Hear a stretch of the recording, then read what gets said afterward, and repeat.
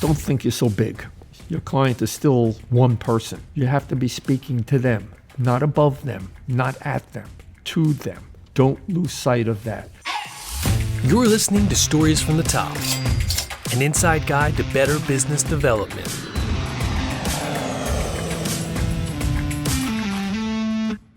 All right, we're back with Stuart Bran of Brand Advertising, and today I want to talk about marketing strategy and the different strategies that you've seen on Madison Ave and in the small business world.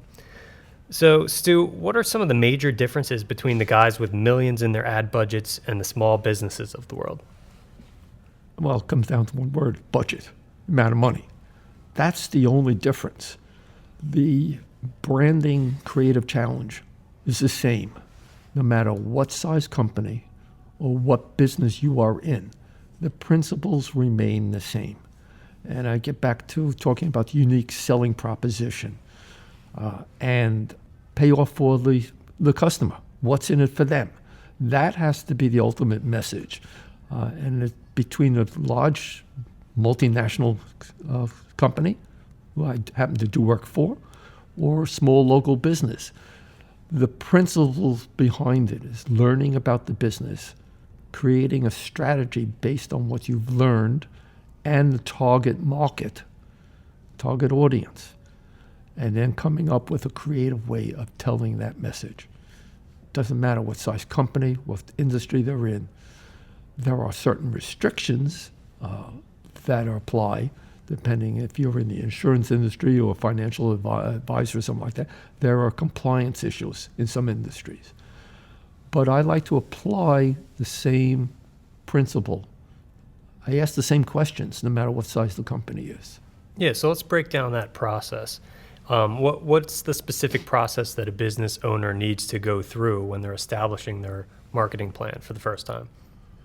They need to really recognize who their market is.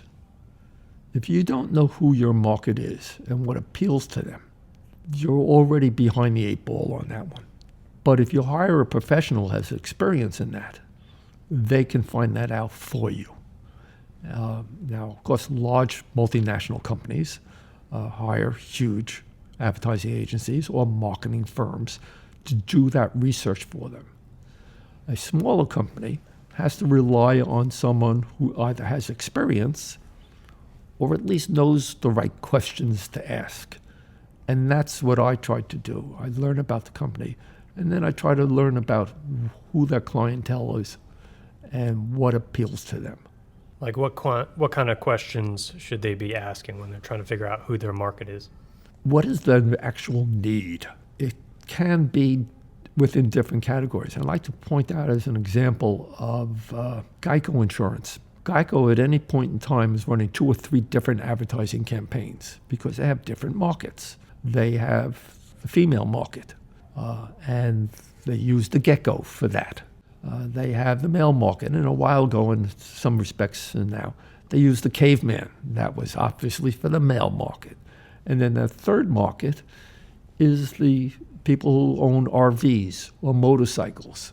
The overlying concept behind the company is, we will save you, give us 15 minutes, we'll save you a certain percentage of money, whatever like 15% that. or more on cars. Yeah. See, I was waiting for you to finish that mark. Yes. It really comes down to recognizing your client's needs, or in some cases, creating that need that's for a brand new product category. Right, because they have different campaigns, like you mentioned for the motorcycle ones. It's always like actually like the motorcycle people you'd see on motorcycles driving around, the gecko, and then the male humor, I guess. That's interesting. They broke down the male and female demographics and advertised to them differently. Their competitor, Progressive Advertising, is doing the same thing. They have I'm sorry, not Progressive, I take that back, Liberty. Liberty, yeah. Liberty Insurance now has the emu.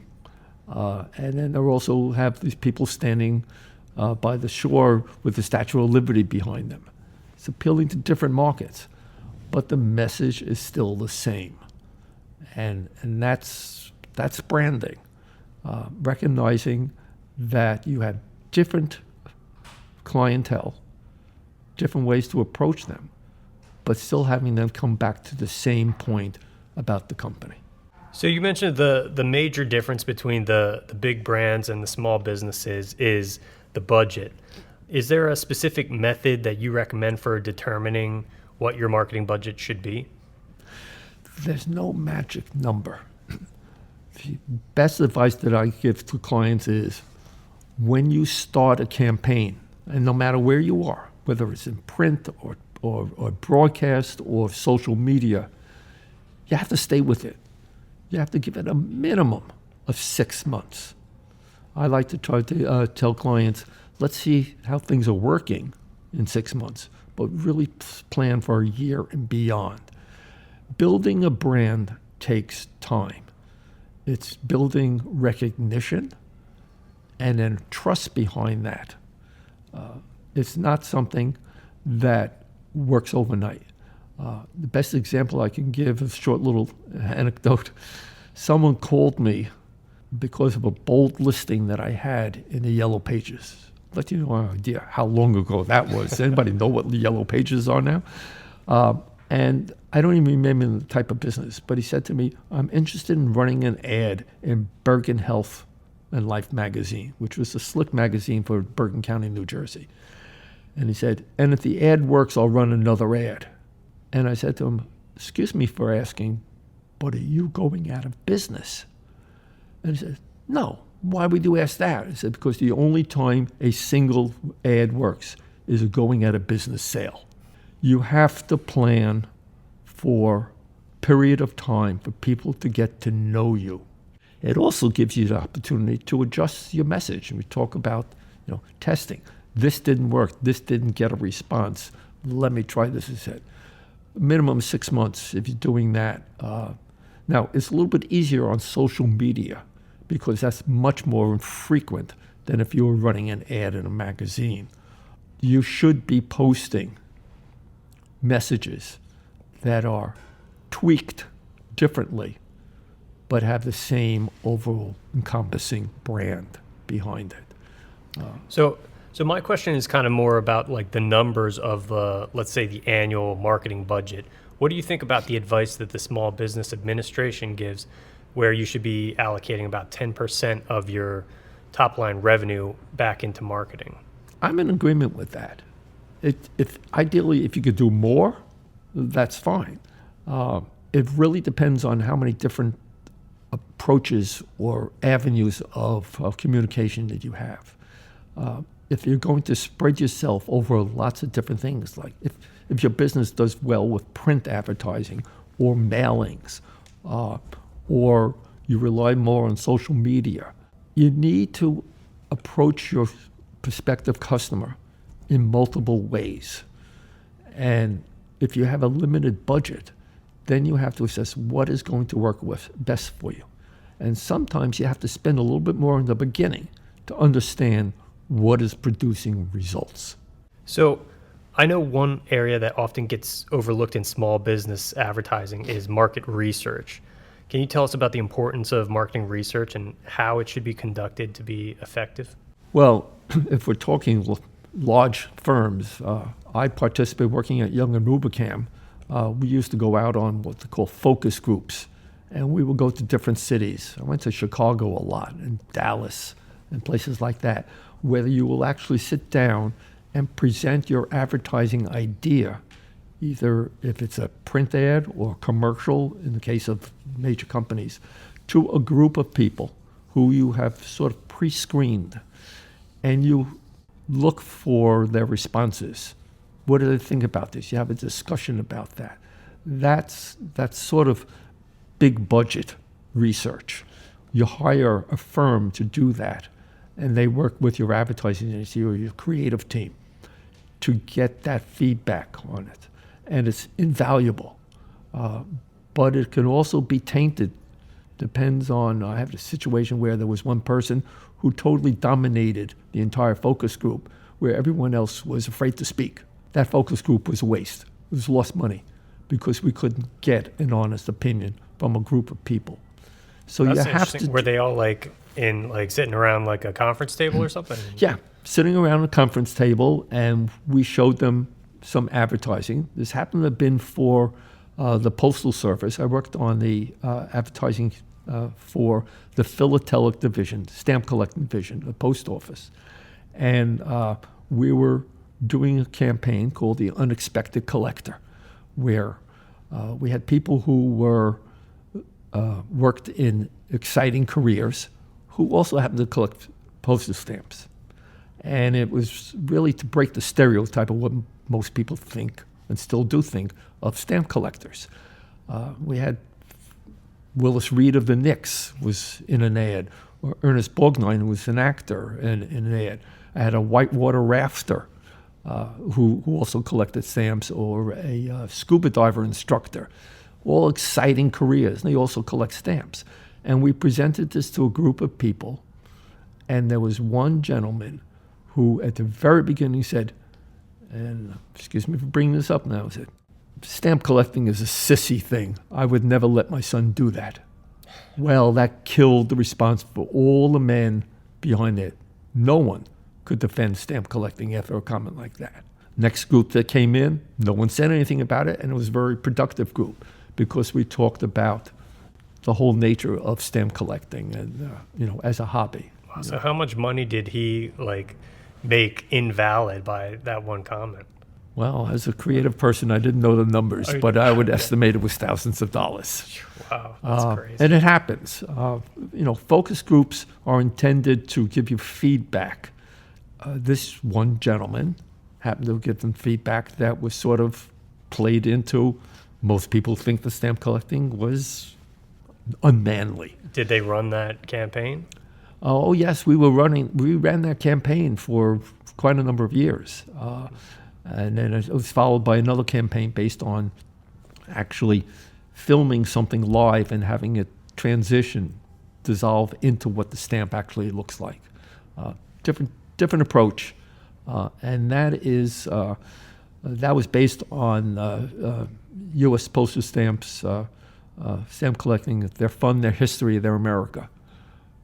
I was in a post office just a short while ago and bought some stamps, and they put it in an envelope, a Glacian envelope. And on the front of the envelope was their fun, their history, their America. And this is a campaign that I worked on back in 1980s. They're still using it. So what can some of the small businesses learn from the big advertising agencies? Trust the professionals. The expression is, when you see something dangerous on TV, don't try this at home. Well, don't do advertising on your own. There's a reason why this whole advertising agency was created, and that's because you can't do everything yourself. You need to rely on a professional who has experience in branding, in marketing. Not necessarily experience in what your industry is, but you can recognize, once again, this comes back to the value of marketing.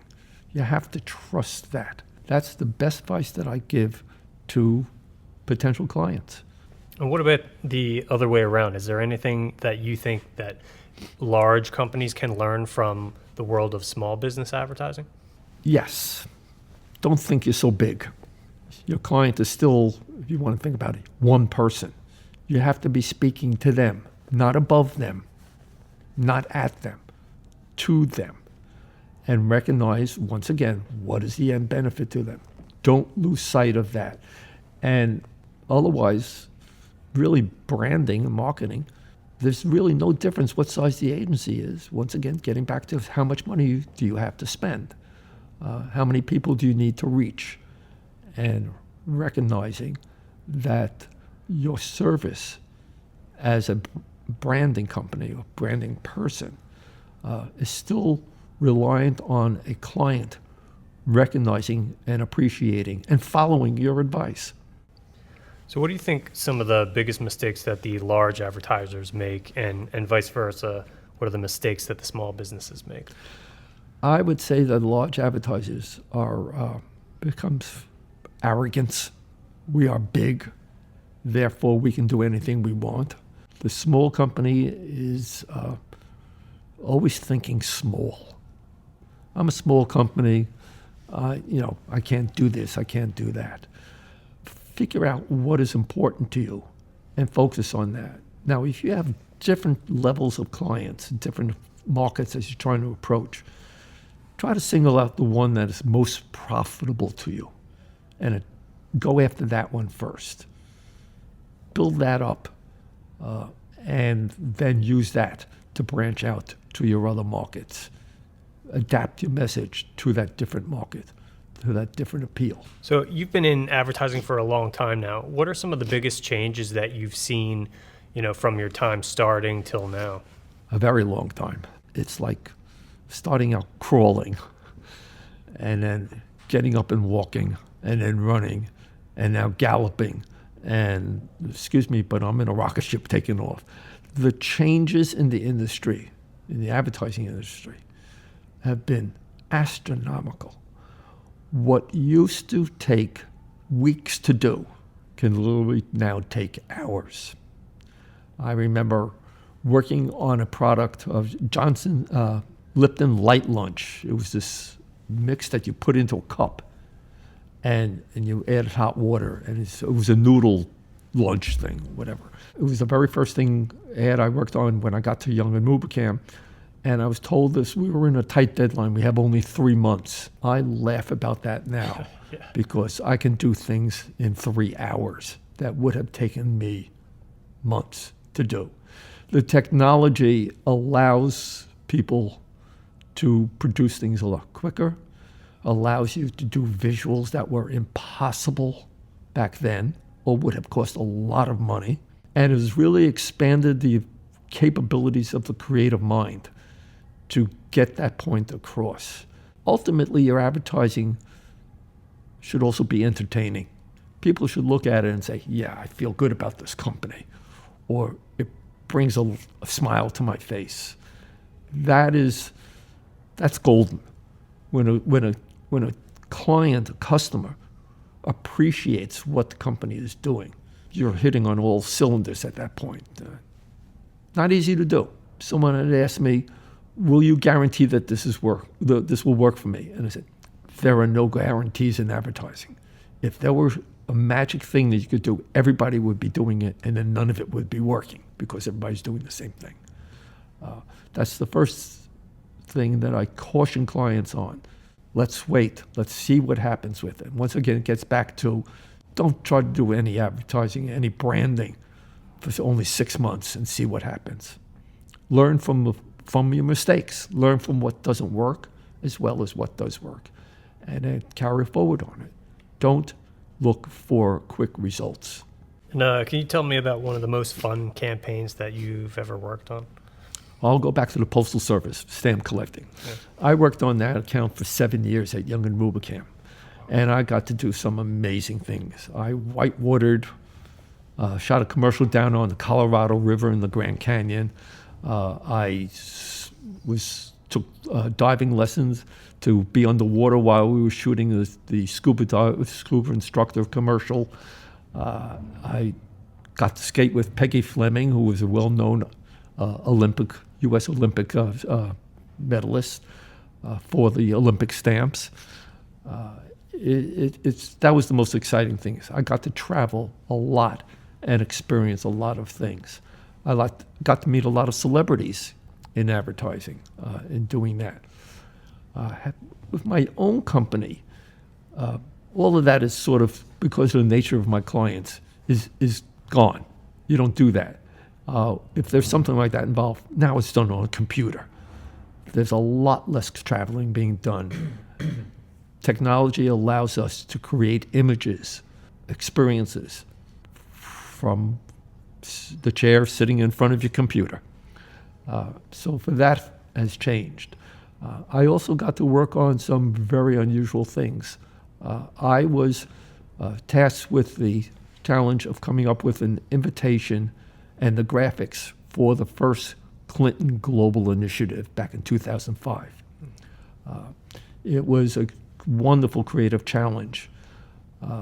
And what I designed won an award gold medal in the art director show, and beating out, by the way, a brochure from BMW and another one from Mercedes-Benz. And it was great. It was a great experience. At the same time, I should point out, if anybody was paying attention, I was also working on the Republican campaign for my town in New Jersey. So I was working with a former Democratic president, working on public campaign for Republicans. It was an interesting left brain, right brain type of division going on there. But the creative challenge was still the same. Who's the audience? What are they looking for? How do I do it in a creative way? I have a question, touching back to in your past career at the big agencies, you said the two main things were the art designer, director, and the copywriter. As AI is becoming a huge thing, and that's two big jobs it's kind of coming after, a lot of people seem to think it is replacing. What are your thoughts on AI coming into the industry and kind of taking the role of that art director and copywriter? I'm sad to see it happen. Being the creative mind, it's sort of taking it away. But does AI really operate totally on its own? Or like all computer technology, it depends on the input of information that goes in there. You can, put in a request for a smiling dog sailing a boat, and you'll come up with an image. But what was the message behind it? Why are you doing it? Once again, it's still the creative part. AI can do a lot of things, but you still need the idea behind it. Without the idea, it all falls apart. It just becomes entertainment. Well, Stu, thanks again for coming on our show. We really appreciate it. Well, I'm very appreciative of you asking me to do this. I've enjoyed speaking with you. And I hope people take something away from this. Stories from the Top is your guide to successful business development. Subscribe wherever you get your podcasts or find Edge of Cinema on YouTube. Stories from the Top is an Edge of Cinema production, hosted by Matthew Skura and Jeremy Schmidt. To learn more or get in touch, visit edgeofcinema.com/podcast.